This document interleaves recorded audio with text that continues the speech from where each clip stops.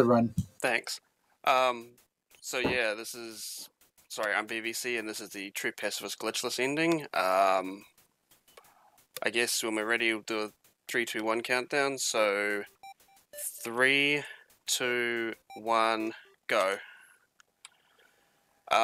So yeah, like I said, this is the True Pacifist ending. So we start off at the entrance of the ruins where we've fallen down, and we have to try and make our way through the underground safely and negotiating all the different creatures that we run into. So first up we run into Flowey, who he seems like he's trying to be nice, but he's not really. So for the first attack that you just saw, we move to the top left of the box, and for this upcoming attack we move down to the bottom left. It's just more optimal and saves a bit of time. You'll probably hear a little bit of keyboard clicking in the background. That's mainly to do with how we do mashing in this game, which I'll get into in a sec. So, okay, also by the way, that was Toriel, who's going to guide us through the most part of the ruins. Hello. So with mashing, what we do is we alternate between 4 keys, Z, X, Enter, and right shift. Z and Enter progress the text boxes, and X and Shift progress the text within the text boxes. So we're going to talk to the dummy here, it just saves time. And coming up we have a Frogget, which is scripted, which we flee from. We flee from the Frogget because if we do anything else, Toriel will come along and scare it, and it wastes time.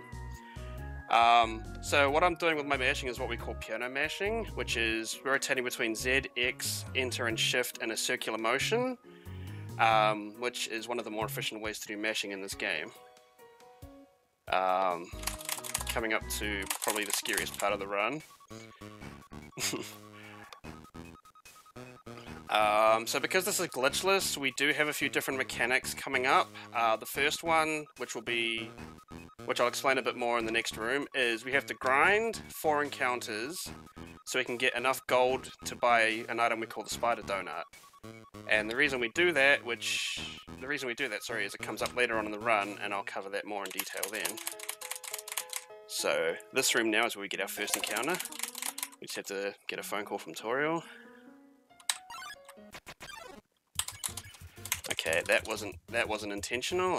Whoops. So we want to threaten the Frogget. We get 2 gold from Frogget and Whimsons, and later on we get 1 gold from Mold Smalls if we get that encounter. Okay, so we want to terrorize the Whimson. Basically, consoling it, insta-spares, and it doesn't give you the gold, which we don't want. So at the moment we're at 4 gold. Nice, another frog skip. It's actually good RNG so far. So with the frogs there, you saw what we call frog skip, which is where you can run into the frog in the bottom right hand corner and it'll cancel the attack immediately. So we're going to get our last scripted encounter in this room. Just have to deal with this rock, who's going to be a bit of a nuisance. Okay, this is not the best RNG. In fact, this is the single worst RNG I can get. Double Frogget is the worst encounter because you have to do the spare action for both of them instead of just one. Okay, didn't get triple squeak, feels bad. So coming up, we've got Napsterbluke. We want to try and cheer him up because he's sad and lonely and all that. So we want to do it 3 times, and then on the fourth turn, we can either cheer or flirt, as long as we don't check or threaten. Checking or threatening him on the 4th turn loses about 1.5 minutes, or worst case scenario, we just die. Okay, that was good. So we're going to go get the Spider Donut now.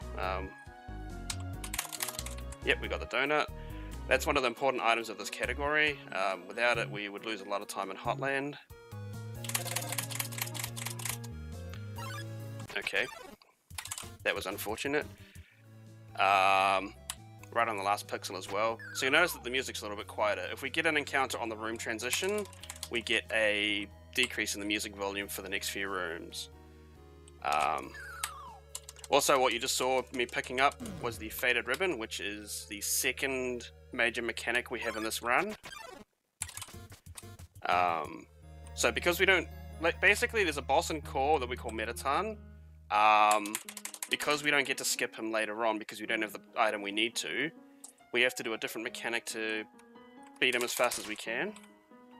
And that's one of the armor pieces that we need to pick up for said fight. Okay, that's not too bad RNG. I think that was 2 extras. 2 or 3. So we meet up with Toriel again, we go to her house. And what we do now is we go into this room up here and we take a rest. And then what we get afterwards is one of the other important items, which is the butterscotch pie. We need that 2 times in the run to save us a bit of time there in those 2 spots.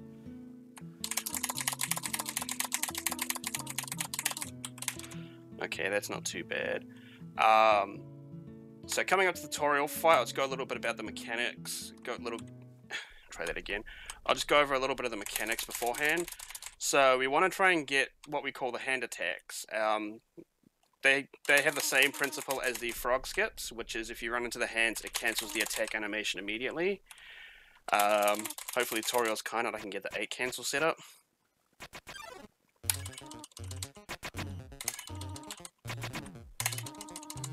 Okay. If I can get the setup now, that'll be great, because I can get 8 hands instead of 6. Nope. Okay, that's fine. I'll take a 6 cancel anyways. Hopefully I'll get another hand. Nope. Yeah, Toriel's one of the few RNG heavy points of the run that, you know, runners tend to... Oh, there's the setup that I wanted. Toriel is one of the main reset points that most runners go through in this game. Okay, I think take the 1 hit there. Okay, so we waited till the very last 2 attacks to take down the last 2 health points. Otherwise, if we took damage earlier without getting hands, it would have lost us time because the other attacks don't cancel straight away.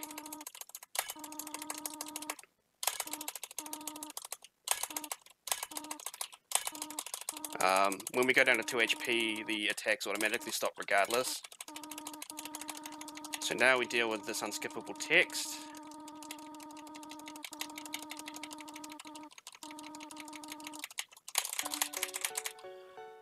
Then we get this particular cutscene here, and that is basically ruins. Not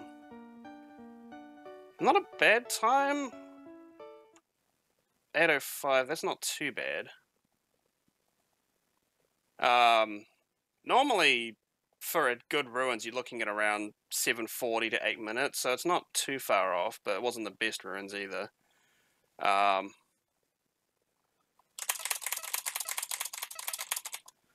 So we've got out of the main RNG part of the run now. Everything else just comes down to execution and not making any major mistakes.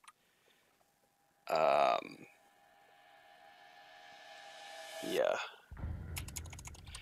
So even though the run we're doing is pacifist, I'll go into this a little bit now, but I'll cover it more in detail later. Because even though it's pacifist, we do have 2 bosses that we actually have to fight and kill later on.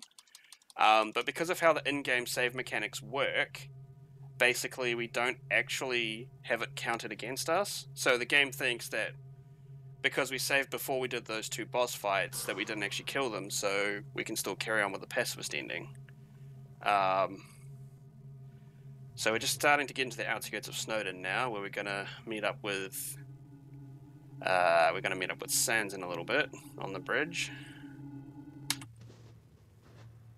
A little bit of optimization there. If you try and get as high up as you can on the bridge, it actually saves a few frames coming up.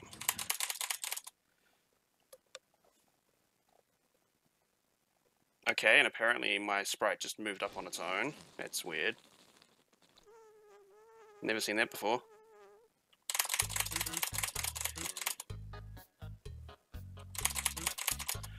So we get a little bit of a cutscene here where we meet Papyrus.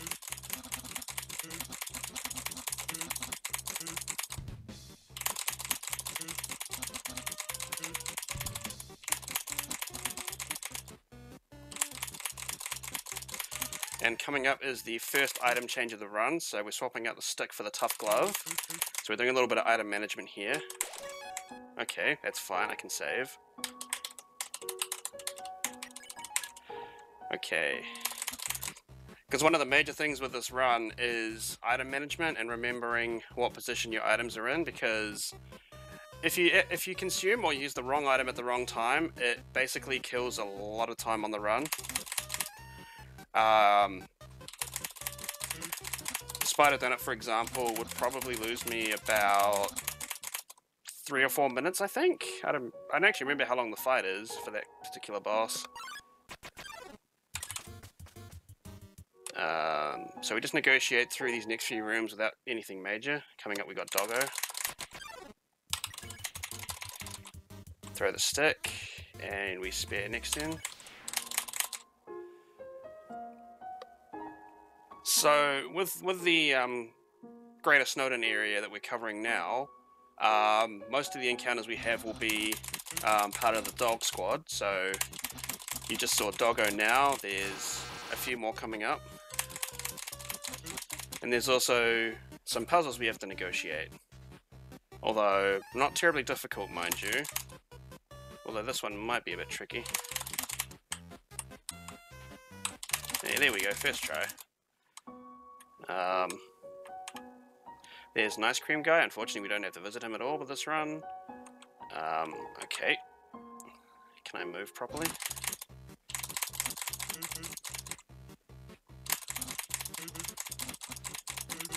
So another relatively easy puzzle, which we don't even have to look at because that's how it works. Welcome to Dog Eye Room, aka the single laggiest room in the game. Unless the dog, we can just flee. We don't have to worry about trying to spare him, or them, or whatever. The reason I say that this is the laggiest room in the game is because the snow particles load individually rather than as a collective, so it sometimes tends to cause lag in the game. Hopefully it wasn't too bad on my end. Okay, so we got the dog marriage now, Dogamy and Doggeressa. We just throw the stick at them again and spare. So we got the slow attack there, which only loses about 1.5 seconds. More puzzles. If there's anyone in chat that likes puzzles, then here we go.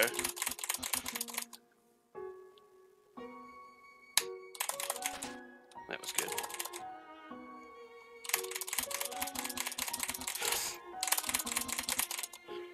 So there was a quick switch in there. There was a quick tree switch there to get the puzzle done. We do that because there's no other way to solve it unassisted.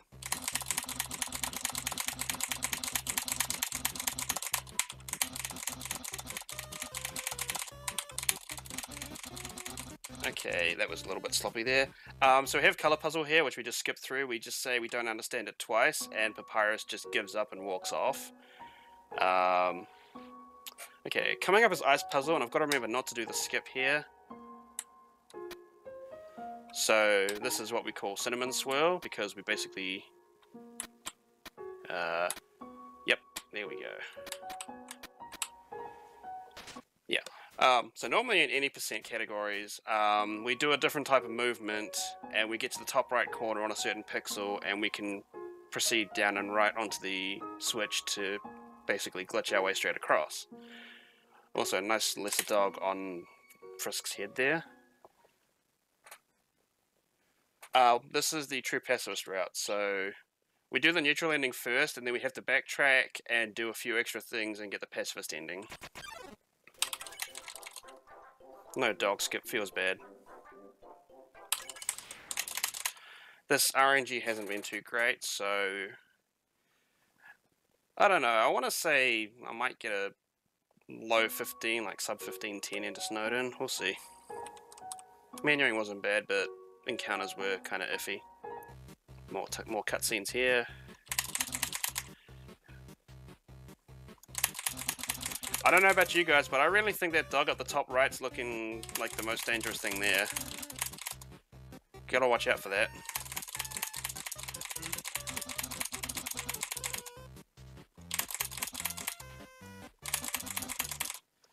Okay, so that's more cutscene.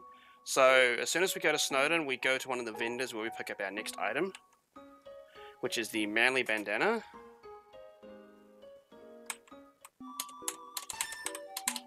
That was kind of slow, but I'll take it.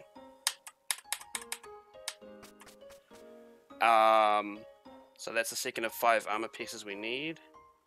4 of the 5 pieces of armor, no sorry, 3 of the 5 pieces of armor we pick up from vendors, and the other 2 we just happen to find. Okay, so we're coming up to the Papyrus fight. Hardest boss fight in the game, in my opinion.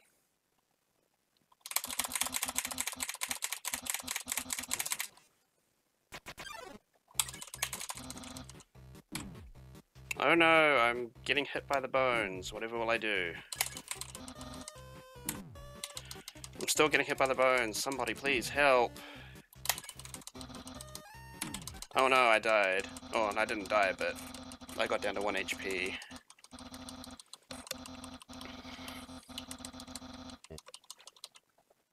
So we get sent here, and we're going to try and fight Papyrus again. Hopefully we'll get past him this time.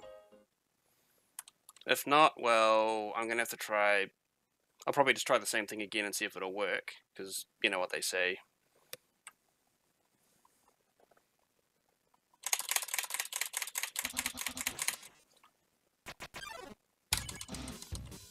Oh, I'm running into the bones again. What am I doing? Try holding up. I'm trying, but it's not doing anything. Why is my keyboard doing this to me? Why am I being forced over here? Okay, well, second time we didn't do much good, so we'll try again.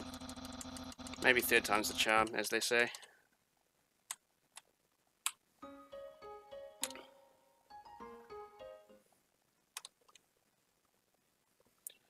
Fingers crossed.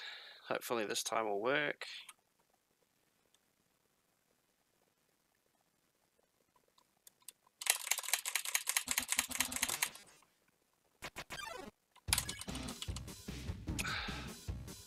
I swear it's like my right arrow's stuck.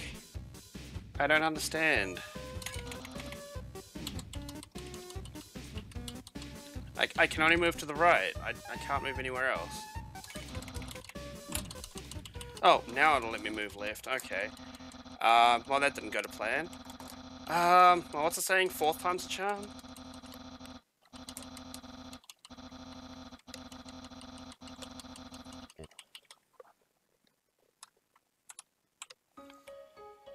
Okay, here we go. 4th time.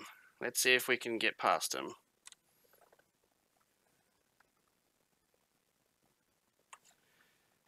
Fingers crossed, everyone. Let's hope.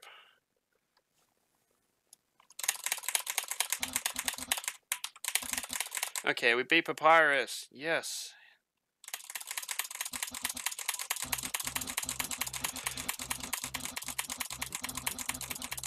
Okay, so memes aside, we fight Papyrus 3 times and we die to him 3 times because it's actually faster than doing the full fight in its entirety.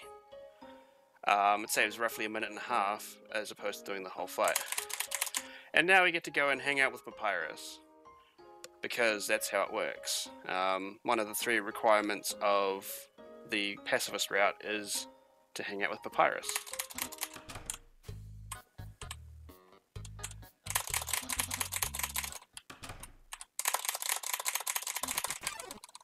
Okay, hangout time. So we're going to do a lot of mashing here.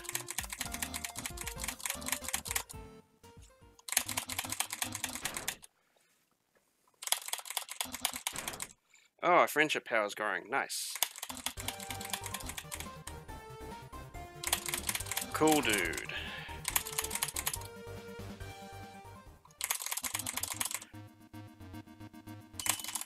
So we check his jaw.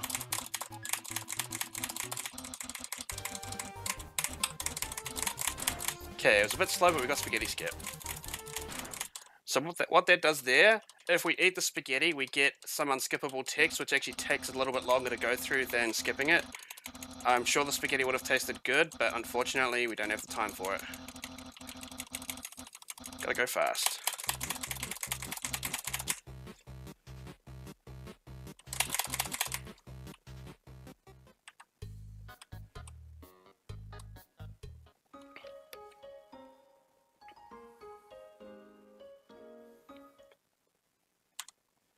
Okay, so that is Snowden, so we're going to progress through this room again and move on to the waterfall part of the run. There's not really much for now, but we'll get into a little bit of the things that are coming up when they get there. Also, hey Sans.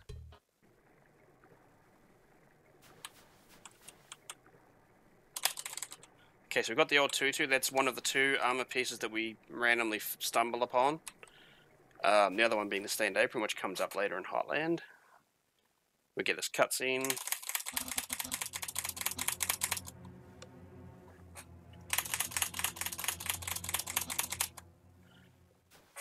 Okay, and then we get this nasty looking figure about to approach us in our little patch of grass, but luckily for us they technically retreat.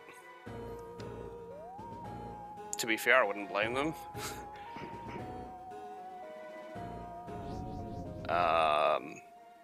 So now we move out of here and we get a mini cutscene with Monster Kid.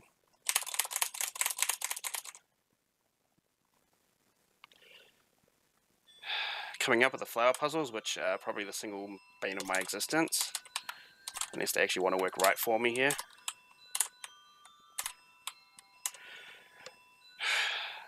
They're going to prove me wrong. They're actually going to work out for me instead of being a pain.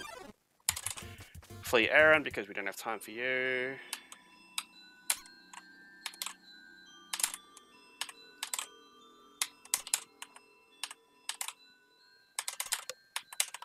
Okay, and of course the flower puzzles decide to prove me wrong today. Usually they're a bit finicky, but for the most part they're not too difficult. Don't have time for you either, Washua. Goodbye. So coming up, we've got the first Spears Chase section, also known as Spears 1. Basically, we have to do a little bit of movement in order to not get hit. So for the most part, you'll see me staying towards the bottom of the pathway. So the hitbox here is kind of weird for our character. The spears can go through the top part of their head and not do anything to the character, but if they go too close, if they even go slightly under the feet, for whatever reason, then it still registers as a hit, so we get caught in the attack. But like I said, with movement and a little bit of manipulation, it's not too much of an issue.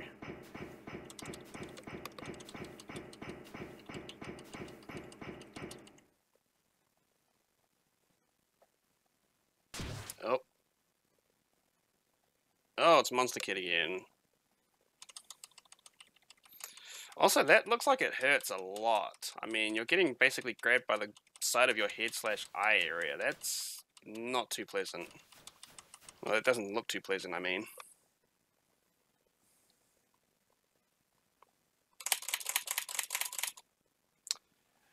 Okay. So, let's see if I have RNG on my side. I do not? Okay. There's the punch card shop, which we don't need to go to because we don't use that.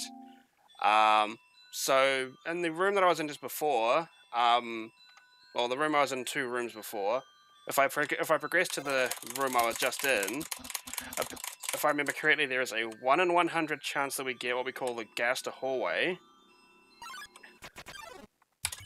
And then from there, within the hallway, there's a subsequent 1 in 10 chance that we get the Gaster door.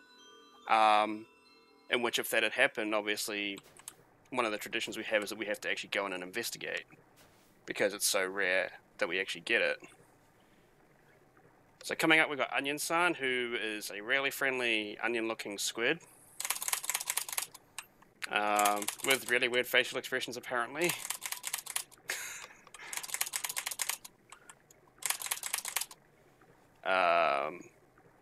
So coming up we have a surprise encounter with Shiren, which we flee from. So the next few rooms we go through aren't going to have anything major to worry about. We just go through it normally. We don't want an umbrella because, well, it's only a little bit of water. It's not going to hurt us, right? Also, hello again, Monster Kid.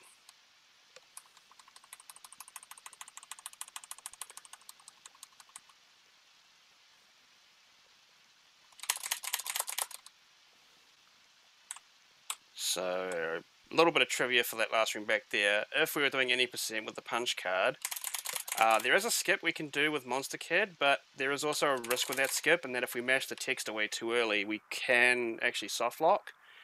But because we're doing glitchless, we don't have to worry about that because we don't have the punch card. So we go up here.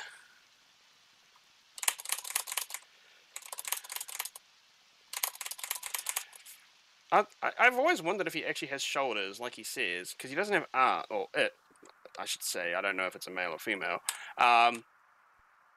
Monster Kid doesn't have arms, so how can they have shoulders? Because it doesn't... Oh, that's whatever.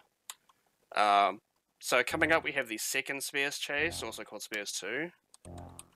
This one's a little bit different to Spears 1, in that the spears actually come up from below. And we can actually manipulate the pattern of the spears by holding 2 arrow keys at the same time. So, at the moment, because I'm holding down and one of the left or right keys, they are coming up on the bottom part of the pathway instead of the top. Okay, that was getting... Ah, damn it. That was me getting cocky there. Okay, so I'm going to have to safety heal at the Mad Dummy save point, which loses us a little bit of time.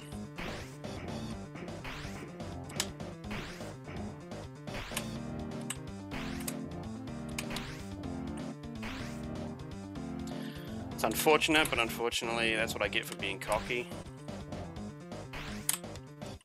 And that's the end of the Spears 2.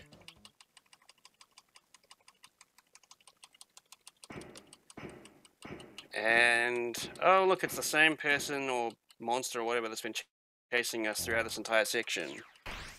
And we get cut down off the bridge and we fall down.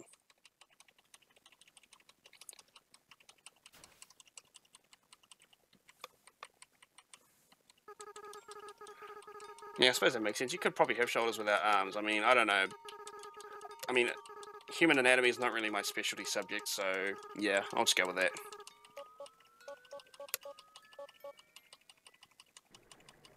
Okay, let's see if we get a little mini exploit here. Okay, we didn't get it. So what I tried to do there, it's a little trick. Okay, that's that done. So what I tried to do was a little trick that we call Jesus Frisk or Floaty Boy, depending on what sort of mood I'm in. It's not a glitch. It doesn't save any time or anything. It's just a special little bit of swag that, you know, makes it look like you're walking on water. Who's the hardest fight in TPE? That's a good question. I want to say Azrael, but I'll just... Yeah, I think it's probably a toss-up between Azrael and Asgore, just because Asgore is always difficult, and Azrael, well, yeah.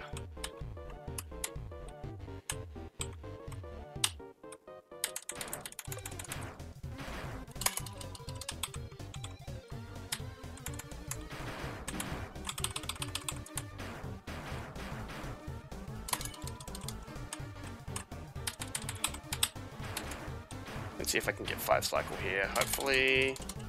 Ah, damn it. Oh, I just got it. Nice.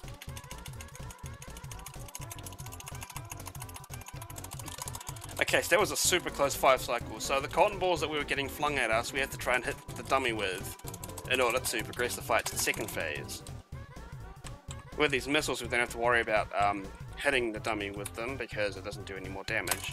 All we just have to do is dodge and not take any damage.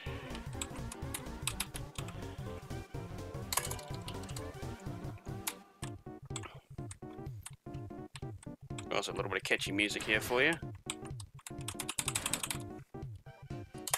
Last attack. Ow. Luckily I can take another hit, but I'd rather not. Yeah, first time I've taken damage in that part of the attack before, which is kind of weird. There is a Japanese version which is faster, but the only problem, well, I won't say the only problem, but the main problem with the Japanese version is that the inputs for for mashing are broken. Basically, with Linux, how Linux works is it registers Z and Enter as separate inputs instead of the same. So we can basically press those two keys at the same time and it'll register both at once. Whereas with JP, with the Japanese version, as with earlier versions of the game, such as Windows 1.0, it registers the keys as separate inputs. So, I mean, it registers as the same input, rather. So, if you try to push Z and Enter at the same time, it would only register one key, not both. So, yes, the Japanese version is faster, but the mashing is a lot more intricate. Oh, almost forgot the glasses. Okay, just do a... Yep, I got the right thing. Yeah. So, basically, yeah, the Japanese version is faster, but it's a lot more intricate to run than the Linux version.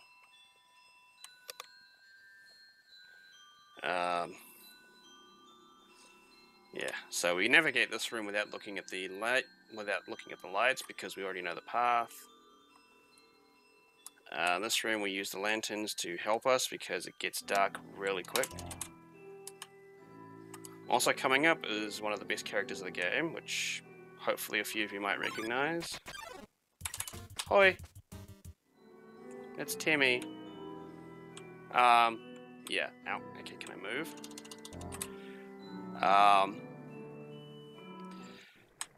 So we have everything we need at the moment.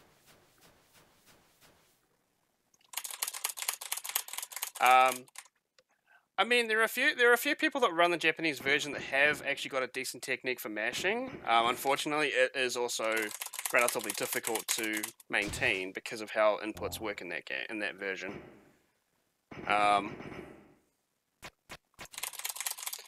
I guess the best advice I have is if you're starting to run the game, I'd say run on Linux first so you can get familiarized with how the game works and how mashing and all that is, and then move on to JP once you're familiarized enough with it. Because otherwise, if you start off on JP, it's going to be a lot more difficult to actually get consistent at some of the main parts of the run.